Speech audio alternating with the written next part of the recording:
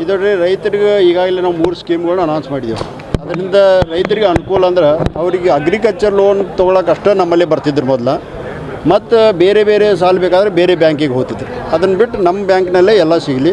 ಮತ್ತು ನಮ್ಮ ಸೊಸೈಟಿಯವ್ರಿಗೆ ಕೂಡ ಒಂದು ಕೆಲಸ ಕಾರ್ಯ ಆಗ್ತದೆ, ಅವ್ರಿಗೂ ಕೂಡ ಸ್ವಲ್ಪ ಮಟ್ಟಿಗೆ ಇನ್ಕಮ್ ಆಗ್ತದೆ. ಈ ಪ್ರಕಾರವಾಗಿ ಈ ಕಡೆ ಸೊಸೈಟಿನೂ ಬೆಳಿಬೇಕು, ಬ್ಯಾಂಕು ಬೆಳಿಬೇಕು, ಮತ್ತು ನಮ್ಮ ಇರ್ತಕ್ಕಂಥ ಸದಸ್ಯರಿಗೂ ಒಂದು ಅನುಕೂಲ ಆಗಬೇಕಾಯ್ತು. ಈ ದೃಷ್ಟಿಲೇ commercial loan, non agriculture loan ಎಲ್ಲ ನಾವು ಸೊಸೈಟಿ ಮುಖಾಂತರ, ಮತ್ತು ಸೊಸೈಟಿ ಕೂಡ ಉತ್ತಮ ರೀತಿಯಿಂದ ನಡೀಲತ್ತ ತಿಳ್ಕೊಂಡು ಆ ಕಾರ್ಯದರ್ಶಿ ಮತ್ತು ಆ ಸಿಬ್ಬಂದಿಗಳಿಗೆ ಒಂದು ಇನ್ಶೂರೆನ್ಸ್ ಯೋಜನೆ, ಮತ್ತು ಅದೇ ರೀತಿ ನಮ್ಮ ಫ್ಯಾಕ್ಸ್ ಸೊಸೈಟಿ ಡೈರೆಕ್ಟರ್ಸ್ಗೆ ಮತ್ತು ಸಿಬ್ಬಂದಿಯವರಿಗೆ ಸಾಲದಲ್ಲಿ 1% ರಿಬೇಟ್ ಕೊಡುವಂಥದ್ದು. ಅಂದರೆ ಒಂದು ಅಟ್ಯಾಚ್ಮೆಂಟ್ ಇರಬೇಕು. ನಮ್ಮ ಸೊಸೈಟಿಯಿಂದ ನಾವು ಡಿ ಸಿ ಬ್ಯಾಂಕ್ ಅದ, ಡಿ ಸಿ ಬ್ಯಾಂಕಿಂದ ಅಪೆಕ್ಸ್ ಬ್ಯಾಂಕ್ ಅದ, ಹಿಂಗೆ ಒಂದಕ್ಕೊಂದು ಲಿಂಕ್ ಇರ್ತದೆ.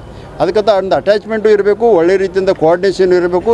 ಈ ಪ್ರಕಾರ ಯಾಕಂದರೆ ಈಗಾಗಲೇ ನೋಡಿರಿ ಅವ್ರ ಮುಖಾಂತರ ನಾವು ಅಗ್ರಿಕಲ್ಚರ್ ಲೋನ್ 3,700 ಕೋಟಿ ರೂಪಾಯಿ ಕೊಟ್ಟಿದ್ದೆವು. ಈಗ ನೇರವಾಗಿ ನಾವು 1700-1800 ಕೋಟಿ ನಮ್ಮ ಶುಗರ್ ಫ್ಯಾಕ್ಟ್ರಿಗಳಿಗಿರ್ಬೋದು, ಅಥವಾ ನಾನ್ ಅಗ್ರಿಕಲ್ಚರ್ ಲೋನ್ ಕೆಲವೊಂದು 2,000 ಕೋಟಿ ಇರ್ಬೋದು. ಇಟ್ಟು ಕೊಡೋದಲ್ದನ 3,700 ಕೋಟಿ ಕೊಟ್ಟಿದ್ದೆವು. ಇನ್ನು ಮುಂದಿಂದು ಕೂಡ ನಾವು ಅದು ಪ್ರಾಮಾಣಿಕವಾಗಿ 100% ನಮಗೆ ರಿಕವರಿ ಅದ. ಮತ್ತು ಇದನ್ನು ಕೂಡ ಪ್ರಾರಂಭ ಮಾಡ್ತಾಯಿದ್ದೀವಿ. ಇದು ಪ್ರಥಮ ನಮ್ಮಿಂದ ರಾಜ್ಯದಲ್ಲೇ ದೇಶದಲ್ಲೇ ವಿನೂತನವಾದ.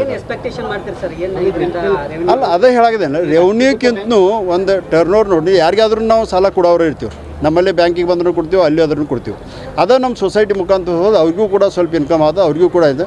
ನಮ್ಮದು ಕೂಡ ಅಡ್ಮಿನಿಸ್ಟ್ರೇಷನ್ ಕಾಸ್ಟ್ ಉಳಿತದೆ. ಯಾಕಂದ್ರೆ ನಮ್ಮ ಸಿಬ್ಬಂದಿ ಯಾರು ಏನೋ ಅಲ್ಲ, ನಮ್ಗೆ ಸ್ಯಾಂಕ್ಷನ್ ಬರ್ತದೆ, ಕೊಡ್ತೀವಿ. ಅವರಿಂದ ಸಾಲ ಬಿಡುಗಡೆ ಮಾಡ್ತಾರೆ, ಅವರಿಂದ ವಸೂಲಿ ಮಾಡ್ತಾರೆ. ಅದು ಅಂದರೆ ಈ ಪ್ರಕಾರವಾಗಿ ವಿನ್-ವಿನ್ ಸಿಚುವೇಶನ್ ಅದ. ಈಗ ನೀವು ರಾಷ್ಟ್ರೀಕೃತ ಬ್ಯಾಂಕ್ ಥರ ಮಾಡ್ತಾ ಇದ್ದೀರಿ, ಡಿಜಿಟಲ್ ಪೇಮೆಂಟ್ ಎಲ್ಲ ಮಾಡ್ತಾಯಿದ್ವಿ, ಎಲ್ಲ ಡಿಜಿಟಲೈಸೇಷನ್ ಮಾಡ್ತಾಯಿದ್ದೀವಿ. ಬಹುತೇಕ ಮಾರ್ಚ್ವರೆಗೆ ಅಂದರೆ ಏಪ್ರಿಲ್ವರೆಗೆ ಎಲ್ಲ ಡಿಜಿಟಲೈಸೇಷನ್ ಆಗ್ತದೆ. ಟೋಟ್ಲಿ ಏನು ಅಪಪ್ರಚಾರ ಮಾಡ್ತಾ ಇದ್ದಾರೆ ಅವರಿಗೆ ಕಾನೂನಾತ್ಮಕವಾದಂಥ ಒಂದು ಎಚ್ಚರಿಕೆಯನ್ನು ಕೊಟ್ಟಿದ್ದಾರೆ. ಹೌದು, ಆದರೂ ಸಹ ಅಲ್ಲಲ್ಲಿ ಏನಂತಂದ್ರೆ ಸೋಷಿಯಲ್ ಮೀಡಿಯಾಗಳಲ್ಲಿ ಅದನ್ನು ಮುಂದಿಟ್ಕೊಂಡು DCC ಬ್ಯಾಂಕ್ ಬಗ್ಗೆ ಅಪಪ್ರಚಾರ ಮುಂದುವರೆದಿದೆ. ಏನಾದರೂ ಇದಕ್ಕೆ ಏನಾದರೂ ಕಠಿಣವಾದಂಥ ಆ್ಯಕ್ಷನ್ ಮಾಡ್ತೀವಿ ಮಾಡೋಲ್ಲ. ಇನ್ನೂ ಭಾಳ ಇದು ಒಂದು ಬ್ಯಾಂಕ್ ಅಂದ್ರೆ ಸೆನ್ಸಿಟಿವ್ ಮ್ಯಾಟ್ರ್. ನಾವೊಂದು ಹೇಳೋದು ಅವ್ರು ನೋಡ್ರಿ, ಅವ್ರು ಹೇಳಿದ್ದು ಯಾರು ಕೇಳಾಕದಾರ ಹೇಳಿ. ಯಾಕಂದ್ರೆ ದಿವ್ಸಿಗೆ 20 ಕೋಟಿಲಿ ಡಿಪಾಸಿಟ್ ನಮ್ಗೆ ಬರ್ತಾಯಿದೆ. ಈಗ ನಮ್ಮ ಮನೆ ಹೇಳಿದ್ನ 500 ಕೋಟಿ ಆಯ್ತು, ಇವತ್ತು 540 ಕೋಟಿ ಆಗ್ಯದ. 2 ದಿವಸ ಬರೀ 4 ದಿವಸನಲ್ಲಿ. ಅದ್ರಾಗ ಮತ್ತು 2 ಸುಟಿ ಬಂದು, ಸುಟಿ ಬಿಟ್ಟು ಅಂದ್ರೆ ಎಲ್ಲೂ ಡೆವಲಪ್ಮೆಂಟ್ ಎಲ್ಲೂ ನಿಂತಿಲ್ಲ. ಯಾರೂ ವಿಶ್ವಾಸವನ್ನು ಕಳ್ಕೊಂಡಿಲ್ಲ ನಮ್ಮ ಬ್ಯಾಂಕಿನ ಮೇಲೆ ಅಥವಾ ಇದ್ರ ಮೇಲೆ. ಅವರೆಲ್ಲ ಮತ್ತು ಅಪಪ್ರಚಾರ ಮಾಡೋರು ಅವ್ರದ್ದು ಒಂದು ಇದಿರ್ತಾವೆ, ಅವ್ರವ್ರು ಮಾಡ್ಕೋತ ಬರಲ್ಲ. ಅವ್ರಿಗೆ ಅದಕ್ಕೆ ನಾವು ಇದು ಮಾಡ್ಬೇಕಿರೋದು ಡೆವಲಪ್ಮೆಂಟ್ ಮೂಲಕ ಉತ್ತರ ನಮ್ಮದು.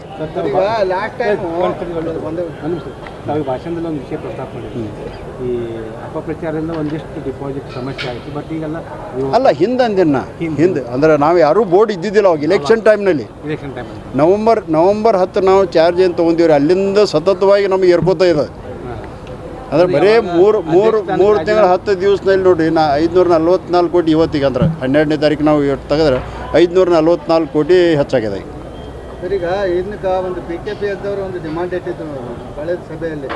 ಏನಂತಂದ್ರೆ ರೈತರ ಸಕ್ಕರೆ ಕಾರ್ಖಾನೆ ಬಿಲ್ಗಳನ್ನು PKPS ಮೂಲಕ ಪಾವತಿ ಮಾಡಿ ಅದು ಎಲ್ಲಿ ಸಾಧ್ಯ ಅದಲ್ಲಿ ಕೊಡ್ತೀವಿ ರೀ. ಎಲ್ಲೆಲ್ಲಿ ಅದು ಯಾರ್ಯಾರಿಗೆ ಹೆಂಗೆ ಅನುಕೂಲ ಇದೆ ಹಂಗೆ ಕೊಡ್ತೀವಿ ನಾವು. ರೈತರದ್ದು ಅಲ್ಲಿ ಕನ್ಸಲ್ಟ್ ತೊಗೋತೀವಿ, ಅಥವಾ ಅವರಲ್ಲಿ ಫೈನಾನ್ಸ್ ಮಾಡಿದವ್ರು ಅವ್ರು ಅಲ್ಲಿ ಕೊಡ್ತಾರೆ, ಅದನ್ನು ಕೇಳ್ತೀವಿ. ಅದು ಎಲ್ಲನ ಏನು ಕೊಡೋಕೆ ಬರೋದಲ್ಲ. ಮತ್ತು ನಮಗೇನು ಪೂರ್ತಿಯಾಗಿ ನಾವು ಬ್ಯಾಂಕ್ ಇಲ್ಲೇ ಹಾಕ್ರಪ್ಪ ಅಂತ ಹೇಳೋದು ಹಕ್ಕು ಇಲ್ಲ. ಸಕ್ಕರೆ ಕಾರ್ಖಾನೆಯವರು ರಿಕ್ವೆಸ್ಟ್ ಮಾಡ್ಬೋದು. ಇಲ್ಲ, ಎಲ್ಲರೂ ತೊಗೊಂಡಿಲ್ಲ ರೀ. ನೀವು ತಪ್ಪು ಕಲ್ಪನೆ ಅದ.